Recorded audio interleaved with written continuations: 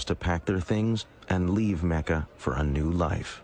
It was a dangerous undertaking, but the Muslims were willing to take their chances. Muhammad and his closest disciples stayed behind until most of his followers had left Mecca. Quraysh leaders soon realized that once Muhammad left, he would be beyond their control and would become a leader of their rivals and possible enemies. The choice was made. Muhammad must die before he reached the new land. So that no one clan would have to bear responsibility, it was decided that one member of each would plunge a sword into Muhammad at the same time.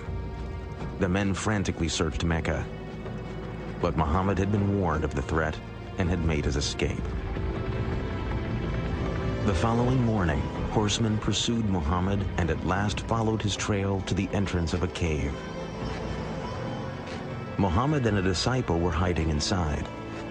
But Muslim tradition says the Quraysh assassins found a pigeon nesting at the cave's mouth and the entrance covered with a spider web. The Quraysh concluded no one could be inside. Allah had protected his prophet. The flight from Mecca in 622 is known to Muslims as the Hijrah. No event has greater importance in the culture of Islam. It became the start of the Muslim calendar. It was because it was the start of the establishment of the Muslim community. So that unlike the Gregorian calendar that starts with the birth date of Christ, the Muslim calendar, or the Islamic calendar, which is based on the lunar calendar, is one that is based on this concept of community. When Muhammad arrived in Yathrib, people rushed to meet him and all wanted the honor of having him stay in their house. Instead, Muhammad allowed his favorite camel, Qaswa, to wander unguided through the town.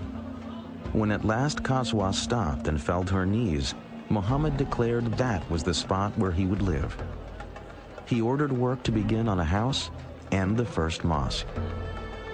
Henceforth, Yathrib would be called Medina, a name simply meaning the city. But the greatest change would be in the very nature of the community itself.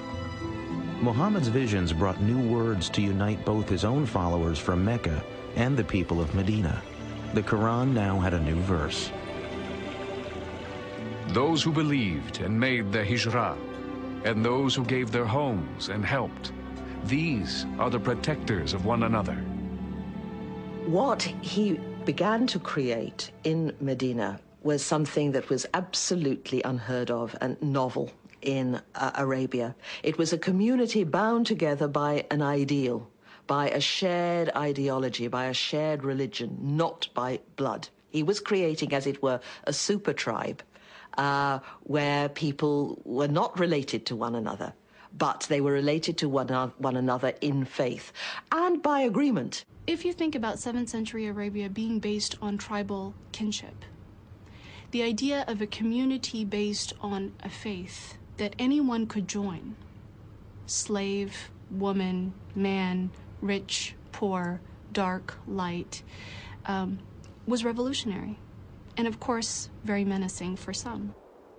To further unite the Muslim peoples, Muhammad ended his mourning for Khadijah and began to take new wives. In all, he would marry 11 women from many different tribes and clans.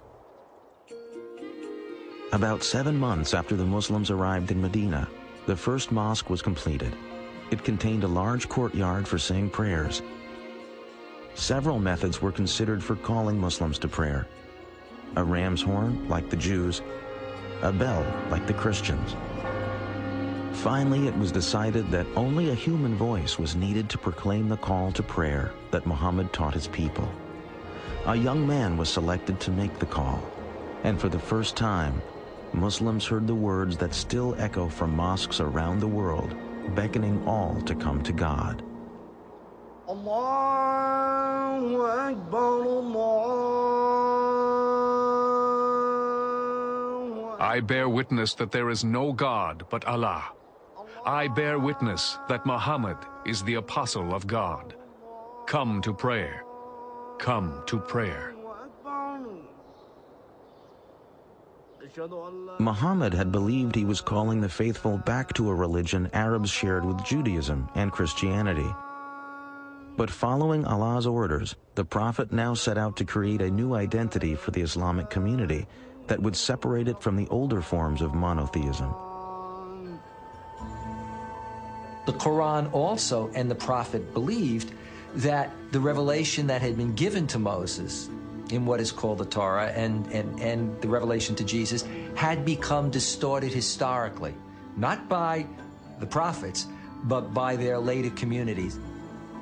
To dramatize the shift away from Christianity and Judaism, another order became part of the Quran. Muslims were no longer to face Jerusalem when they prayed. Forever after, God's faithful would pray facing Mecca and the Kaaba. Muhammad now had the responsibility of dealing with the mundane but important tasks of government. These roles would set him apart from the ministry of Islam's earlier prophet, Jesus Christ. There is an immense contrast between Jesus and Muhammad, largely stemming from the fact that, unlike Muhammad, Jesus was never head of state. Muhammad was now a political leader. That meant he was making decisions affecting the workforce, the economy, trade, and the safety and security of Medina. To protect the struggling young community, Muhammad knew the basic politics of Arabia would need to change, and that meant the threat of the Quraysh would have to be met. Increasingly, Muhammad would turn to a solution the world has come to fear and all too often associate with Islam. He would turn to armed conflict. Since the days in Mecca, God's revelations had called for Muslims to prepare themselves to struggle to build a moral and righteous life.